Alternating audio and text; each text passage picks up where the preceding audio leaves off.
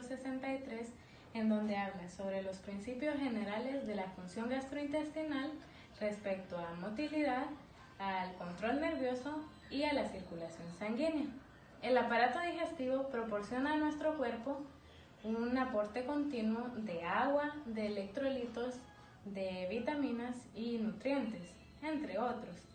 Pero para que esto se lleve a cabo, necesitamos de diversas funciones como lo son: número 1, el tránsito de los alimentos a través del tubo digestivo.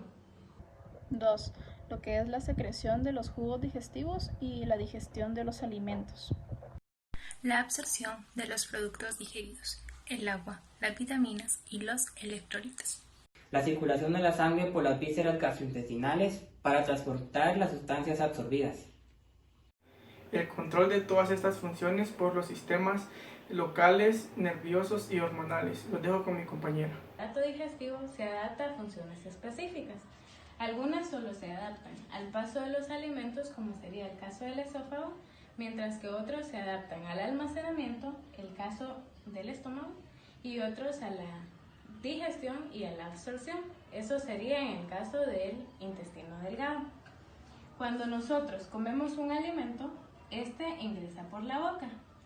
Luego este va a pasar a través del esófago y se va a encontrar con un esfínter, denominado esfínter esofágico inferior. Luego pasará al estómago a través del cardias y luego se va a encontrar con otro esfínter. Este es el píloro. Luego pasará al duodeno, pasará por el yeyuno, el ilio, hasta llegar a una válvula denominada válvula iliocecal. Esta es la que conecta el intestino delgado con el intestino grueso.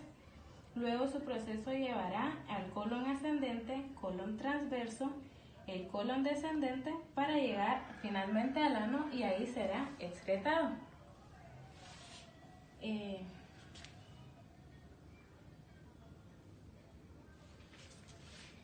También hablamos sobre los principios generales de la motilidad gastrointestinal.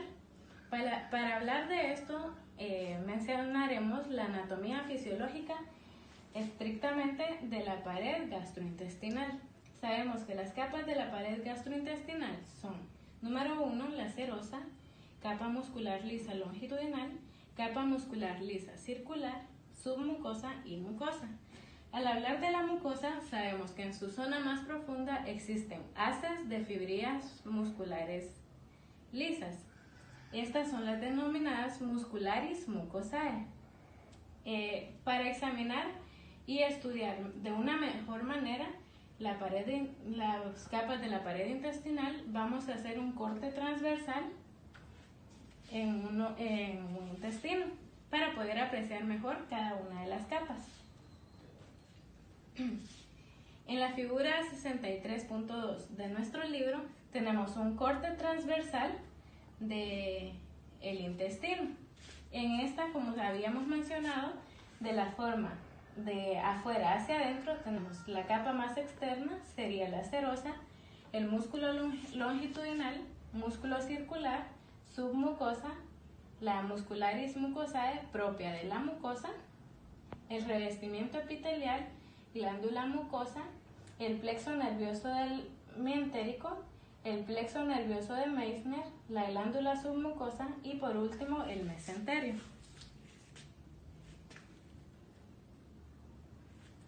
El músculo liso gastrointestinal funciona como un sinsitio.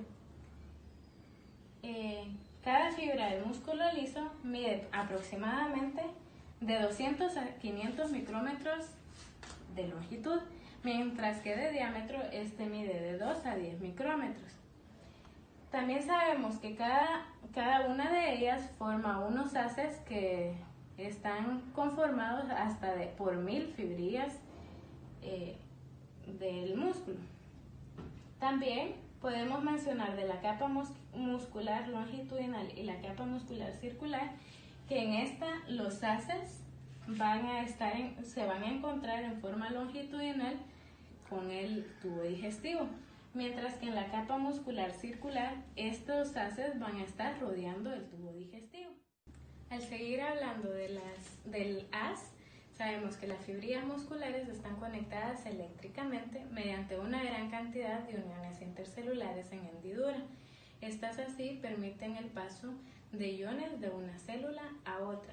También podemos mencionar las señales eléctricas que inician las contracciones musculares.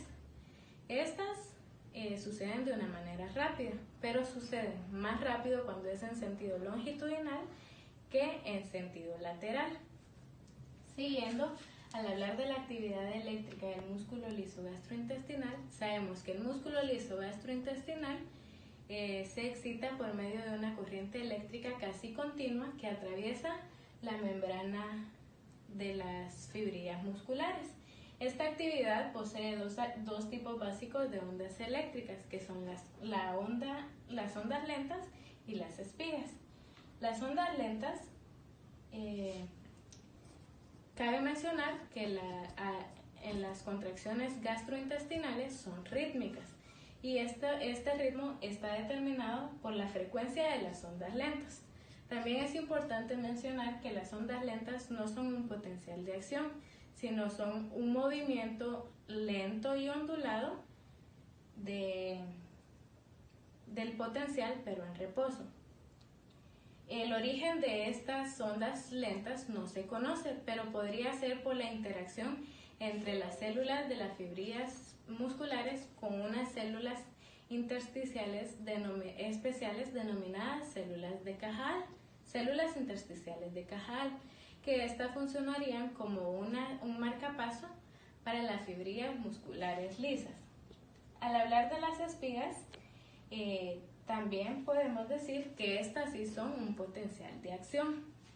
Estas se dan cuando el potencial en reposo de las ondas lentas supera una cantidad más positiva que menos 40.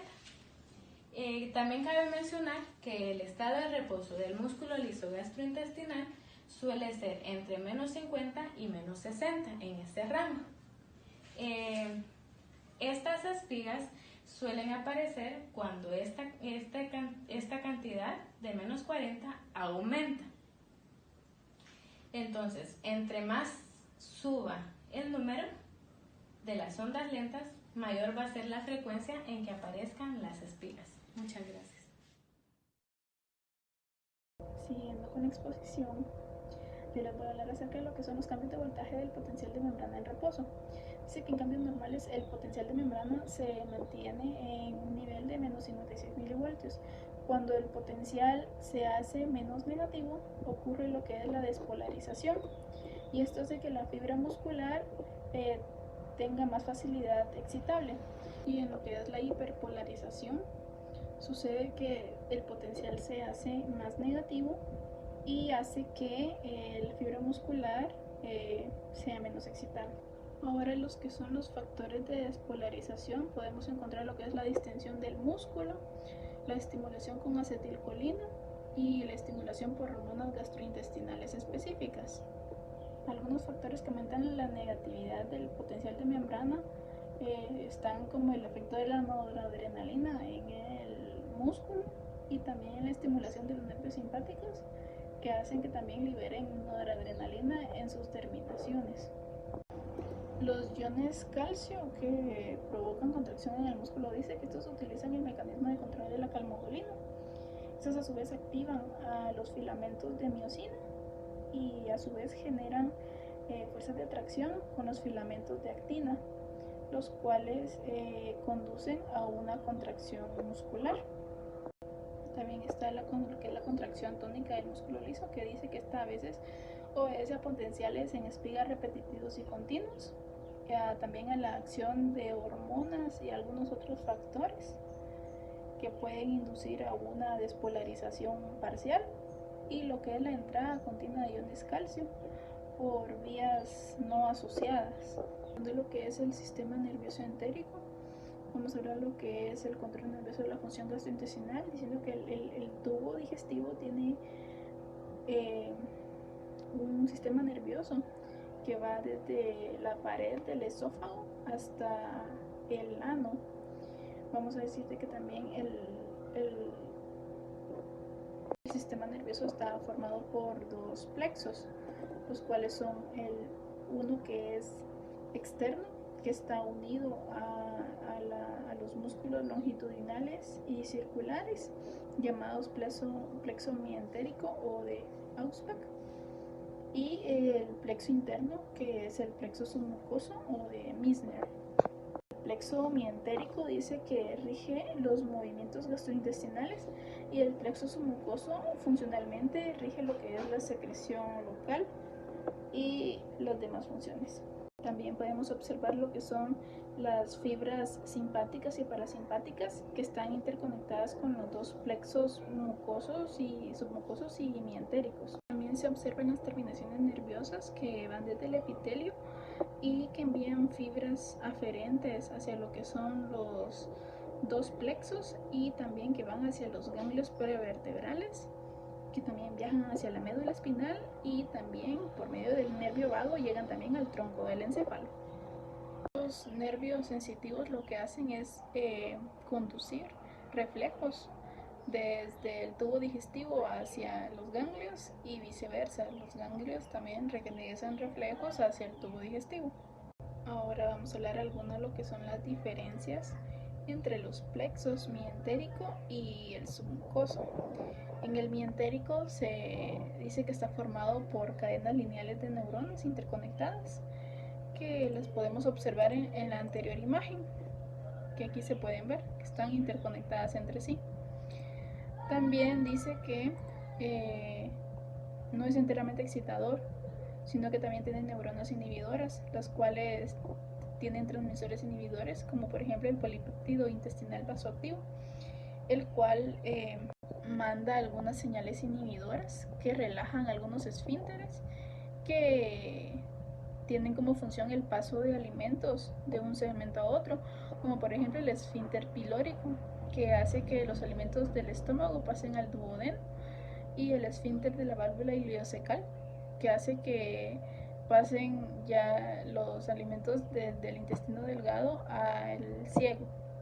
Y lo que es el plexo submucoso tiene como función la regulación de la función parietal interna. Tiene también el control de la secreción intestinal y la absorción y contracción local del músculo. Seguimos con lo que son los neurotransmisores. Algunos tipos de neurotransmisores secretados por las neuronas entéricas, como podemos mencionar la acetilcolina, la noradrenalina, el ATP, la serotonina, la dopamina, la colecistecinina, la sustancia P, el polipéptido intestinal vasoactivo, la somatostatina, la leuencefalina, la metencefalina y la bombacina, de los cuales solo hablaremos de tres. Solo vamos a hablar de lo que es la acetilcolina y de la noradrenalina y adrenalina. La acetilcolina dice que es un activador del sistema gastrointestinal. Ahora la noradrenalina y la adrenalina lo que hacen es inhibir esas funciones activadoras. Las demás sustancias mencionadas son una mezcla de inhibidores excitadores y tendrán su explicación en otro capítulo, que es el 64. Los dejo con mi compañera, que es la que va a seguir con la siguiente exposición. Muchas gracias. Continuando con el tema, les hablaré acerca del control autónomo del aparato gastrointestinal. La estimulación parasimpática es aquella que va a aumentar la actividad del sistema nervioso entérico. Está formada por dos partes fundamentales: el sistema parasimpático craneal y el sistema parasimpático sacro. El sistema parasimpático craneal está formado por muchas fibras, las cuales van a inhibir abundantemente a varios órganos, entre los cuales se encuentra esófago, estómago y páncreas, y también en una menor proporción la primera mitad del intestino grueso. El sistema parasimpático sacro es aquel que se va a originar en los segmentos sacros segundo, tercero y cuarto de la médula espinal. Estos posteriormente van a ser transportados por los nervios pélvicos hacia la porción distal del intestino grueso para poder llegar al ano. Las fibras simpáticas del tubo digestivo se forman en la médula espinal, principalmente en los segmentos T5 y L2. Las terminaciones simpáticas liberan una diversidad de sustancias, como lo son neurotransmisores, hormonas o enzimas. La principal es la noradrenalina. Existe la estimulación del sistema nervioso simpático mediante dos efectos.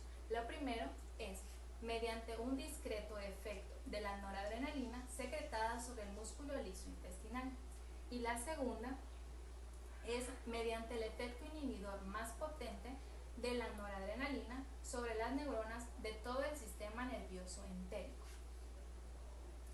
Existen fibras nerviosas sensitivas del estómago que van a ser estimuladas por diversas formas, por ejemplo, la irritación de la mucosa intestinal, la distensión excesiva del intestino y la presencia de sustancias químicas en el tracto gastrointestinal.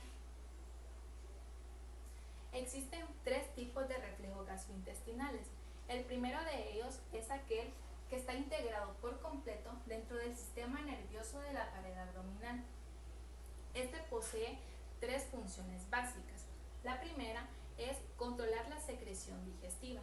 La segunda es controlar el peristaltismo. Y la tercera es controlar la mezcla de los alimentos. El segundo tipo de reflejo gastrointestinal es aquel que va desde el intestino a los ganglios simpáticos prevertebrales y posteriormente regresa al tubo digestivo. Este realiza dos funciones básicas. La primera es inducir la evacuación del colon y la segunda es la secreción gástrica. El tercer tipo de reflejo gastrointestinal es aquel que va desde el intestino, ya sea hacia la médula espinal o hacia el tronco del encéfalo, y posteriormente regresa al tubo digestivo. El control hormonal de la motilidad gastrointestinal. Este va a ser liberado a la circulación portal. Posee varias funciones fisiológicas gracias a que está formada por células diana. Esta posee la capacidad de identificar a cada hormona. Son 5 hormonas. La primera es la gastrina. Esta es secretada por las células G del antro gástrico en respuesta a estímulos asociados a la ingestión de alimentos, por ejemplo, la distensión del estómago. La gastrina posee dos acciones básicas. La primera es estimular la secreción del ácido gástrico y la segunda es el crecimiento de la mucosa intestinal. La segunda hormona es la colecistocinina. Esta es secretada por las células I de la mucosa del duodeno y del yeyuno. Estas están involucradas en reacciones que implican la degradación de grasas. Entre sus funciones tenemos de que ejerce un efecto potente al hacer que la vesícula biliar libere la bilis hacia el intestino delgado. También inhibe de forma moderada la contracción enzimática. También inhibe el apetito para que no consumamos cantidades excesivas de alimentos. Esto ocurre cuando son estimuladas las fibras en el duodeno. La tercera hormona es la secretina. Esta fue la primera hormona gastrointestinal descubierta. Es secretada por las células S de la mucosa del duodeno y son liberadas por el ácido gástrico que se forma en el estómago por medio del píloro. Una función básica es que posee un leve efecto sobre la motilidad del tubo digestivo y actúa estimulando la secreción pancreática del bicarbonato. También inhibe la secreción del ácido gástrico. La cuarta hormona es el péptido insulinotrópico dependiente de la glucosa, también conocido como péptido inhibidor gástrico. Este es secretado por la parte alta del intestino delgado y se forma como respuesta a los ácidos grasos y a los aminoácidos. Entre sus funciones tenemos liberar insulina y también inhibe la secreción del ácido gástrico. La quinta hormona es la motilina. Esta es secretada en el estómago y en la primera parte del duodeno. Cuando uno se encuentra en ayuno, realiza una función muy importante, que es aumentar la motilidad gástrica. Esta va a ir desde el estómago al intestino delgado cada 90 minutos. Los dejo con mi siguiente compañero. Muy bien, continuando con la exposición, tenemos los tipos funcionales de movimiento en el tubo digestivo. Existen dos tipos de movimiento: el movimiento de propulsión, que produce el desplazamiento de los alimentos a lo largo de este a una velocidad adecuada para su digestión y absorción, y los movimientos de mezcla, que mantienen el contenido intestinal permanentemente mezclado. En los movimientos propulsivos tenemos el peristaltismo. Esta es una propiedad inherente para todas las estructuras tubulares con músculo liso sincitial. Un estímulo en cualquier parte del intestino provoca un anillo de contracción y este se desplaza a lo largo de todo el tubo digestivo. En esta imagen se observa cómo se crea un anillo de contracción alrededor del intestino y luego este se desplaza sobre todo el tubo digestivo. Un ejemplo muy claro es cuando sostenemos un tubo fino con nuestros dedos, luego presionamos y lo desplazamos hacia adelante sobre este mismo. El estímulo habitual del peristaltismo es la distensión del tubo digestivo.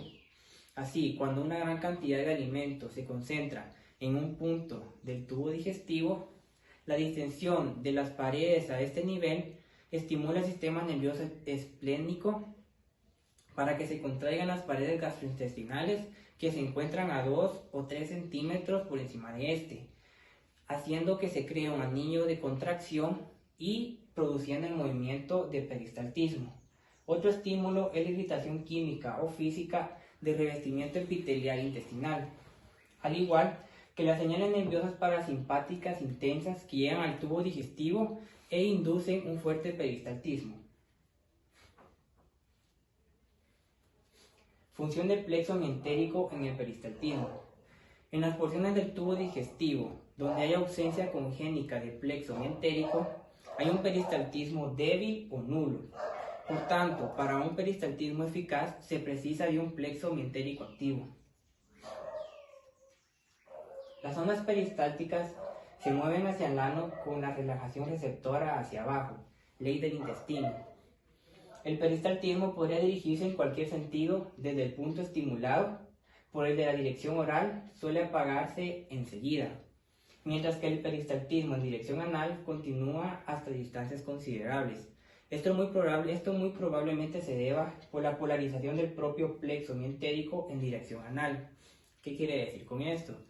Que cuando la distensión estimula un segmento intestinal y se inicia el peristaltismo, el anillo contráctil responsable comienza desde una zona muy proximal a este segmento intestinal y luego se mueve hasta este segmento, empujando el contenido intestinal entre 5 y 10 centímetros en dirección anal antes de desaparecer. Al mismo tiempo, el intestino distal se relaja, a veces por lo largo de varios centímetros. A esto le llamamos relajación receptiva, facilitando que esto facilita que la propulsión de los alimentos vaya en dirección hacia el ano y no en dirección oral.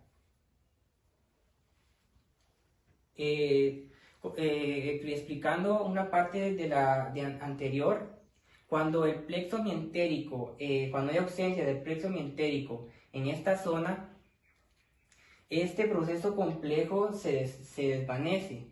Es por ello que el tan mencionado reflejo mientérico, la suma del reflejo mientérico y el movimiento peristáltico en dirección anal, se le denomina ley del intestino. Movimientos de mezcla. Son distintos en las diferentes regiones del tubo digestivo. En algunas zonas, las constricciones peristálticas producen por sí mismas la mezcla de los alimentos. Esto debido a que cuando el movimiento del contenido intestinal se ve interrumpido por un esfínter, las ondas peristálticas lo único que pueden hacer es machacar el contenido intestinal en lugar de desplazarlo. En otras zonas de la pared intestinal sobrevienen contracciones locales de constricción cada pocos centímetros. Estas constricciones duran entre 5 a 30 segundos y se van generando nuevas constricciones en otros segmentos del intestino, por lo que se puede lograr el troceamiento y desmenuzar el contenido intestinal. Flujo sanguíneo gastrointestinal, circulación esplácnica. Los vasos sanguíneos del aparato digestivo forman parte de un sistema más extenso llamado circulación esplácnica, que es la que podemos ver acá. Esta está formada por la circulación del propio tubo digestivo, por la circulación igual a la del vaso y la del hígado. Este sistema está hecho de tal manera que la sangre que fluye por los intestinos, por el vaso y el páncreas se vaya dirigida hacia el hígado a través de la vena porta. Una vez en el hígado, la sangre pasa a través de millones de sinusoides hepáticos para después salir del órgano a través de las venas hepáticas.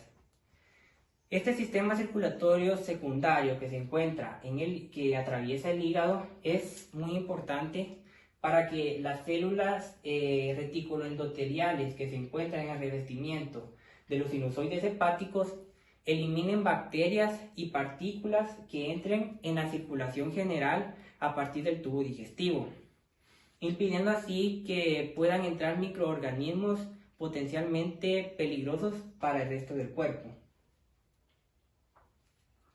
Casi todos los elementos hidrosolubles y no grasos que se absorben en el intestino, como los hidratos de carbono y proteínas, son transportadas también por la sangre venosa portal hacia los mismos sinusoides hepáticos. Por ello, así como las células reticuloendoteliales, como las células parenquimatosas principales del hígado, como los hepatocitos, son muy importantes, ya que estas almacenan y absorben temporalmente los elementos absorbidos nutritivos que se encuentran en el cuerpo. Anatomía de la irrigación intestinal.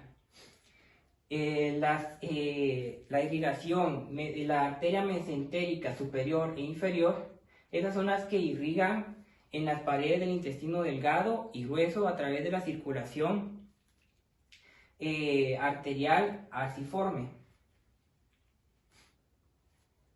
Al penetrar en la pared del tubo digestivo, las arterias se ramifican y envían arterias circulares de menor calibre en todas las direcciones, de forma que sus extremos se encuentran en el lado de la pared intestinal opuesto a la inserción mesentérica. Además de las arterias circulares, existen otras más pequeñas que penetran en las paredes del intestino y se distribuyen a lo largo de los haces musculares, hacia las vellosidades intestinales y hacia los vasos submucosas situados bajo el epitelio, donde intervienen en las funciones secretoras y de absorción del intestino. Muchas gracias, los dejo con mi compañero. Buen día compañeros, buen día doctora María José, mi nombre es Edson Pinto y el día de hoy les voy a explicar un poco acerca de lo que son los efectos de la actividad intestinal y los factores metabólicos sobre el flujo sanguíneo gastrointestinal. El flujo sanguíneo en cada región del tubo digestivo y en cada capa de la pared va a ser diferente, ya que este es directamente proporcional al grado de actividad que esto realiza. Durante la absorción activa de nutrientes, las vellosidades desempeñan un papel fundamental, ya que estas aumentan por 8 el nivel de absorción de dichos nutrientes. El riego de las capas musculares en la pared intestinal, como ya anteriormente se los había dicho, que es directamente proporcional a la actividad que realizan. Si realizan una actividad motora, el flujo va a aumentar. Las actividades motoras, secretoras de absorción y por lo tanto el flujo sanguíneo se incrementan después de ingerir alimentos. Pero este incremento regresa a sus niveles normales en un lapso de tiempo de 2 a 4 horas. Vamos a explicar un poco acerca de lo que son las posibles causas del aumento del flujo sanguíneo durante la actividad gastrointestinal. aunque no se han dilucidado por completo. Veremos 3 hechos que tratarán de explicar dicho aumento en el flujo. Durante el proceso de digestión, la mucosa del tubo digestivo libera varias sustancias vasodilatadoras. La mayoría son hormonas peptídicas. Estas son vasodilatadoras, quiere decir que van a aumentar el flujo sanguíneo. Entre estas encontramos lo que son el péptido intestinal vasoactivo, la gastrina y la secretina. Como segundo hecho, tenemos que algunas de las glándulas gastrointestinales, al momento que liberan sustancias hacia la luz intestinal, secretan cininas. Estas cininas de igual manera son vasodilatadoras. Entre las cininas encontramos lo que es la calidina y la bradicina. Este hecho, de igual manera que el anterior, trata de explicar el aumento del flujo. El tercer y último hecho nos dice que la disminución de concentración en el oxígeno en la pared puede aumentar el flujo intestinal en un 50 a un 100% más. Dicha disminución del oxígeno también nos puede aumentar por 4 la producción de lo que es la adenosina, un vasodilatador que podría explicar de igual manera que los dos anteriores el aumento del riesgo. Explicaré un poco acerca de lo que es el mecanismo del flujo sanguíneo. El flujo arterial a las velocidades y su drenaje venoso siguen direcciones opuestas, aunque estos se encuentren muy próximos. La mayor parte del oxígeno sanguíneo se difunde desde las arteriolas directamente hacia las vénulas, no penetrando las velocidades. La falta de oxígeno en los extremos de las velocidades puede ser tan intensa. Estamos hablando que un 80% de esta falta no se considera de riesgo, mas si esta aumenta o persiste, puede ocasionar lo que es una isquemia. La isquemia de igual manera nos puede ocasionar una necrosis y esta puede ocasionar la desintegración de la punta o total de la velocidad. El control nervioso del flujo sanguíneo gastrointestinal. La estimulación del estómago y la parte distal del colon por los nervios parasimpáticos aumentan el flujo sanguíneo. Podemos decir que esta estimulación es vasodilatadora. Por el contrario, la estimulación simpática ejerce un efecto en el tubo digestivo que provoca una vasoconstricción intensa en las arteriolas. La vasoconstricción ocasionada por la estimulación simpática anteriormente mencionada puede desencadenar un mecanismo llamado escape autorregulador, uno de los mecanismos vasodilatadores que tratará de normalizar la vasoconstricción y el poco flujo que haya en estas arteriolas. Importancia de la distribución de la irrigación gastrointestinal controlada por el sistema nervioso cuando otros organismos necesitan una perfusión sanguínea adicional. Un efecto de importancia es el bloqueo pasajero de la perfusión gastrointestinal cuando nosotros realizamos ejercicio, ya que nuestro músculo esquelético y nuestro corazón necesitan ese extra.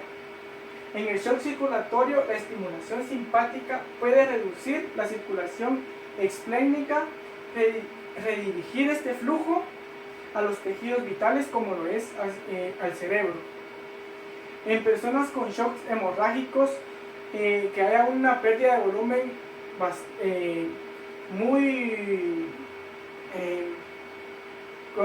una pérdida de bastante volumen, la estimulación simpática reduce las venas intersticiales y mesentéricas. Al reducir el volumen de estas, puede proporcionar de 200 a 400 mililitros adicionales de sangre que servirán a estos tejidos vitales.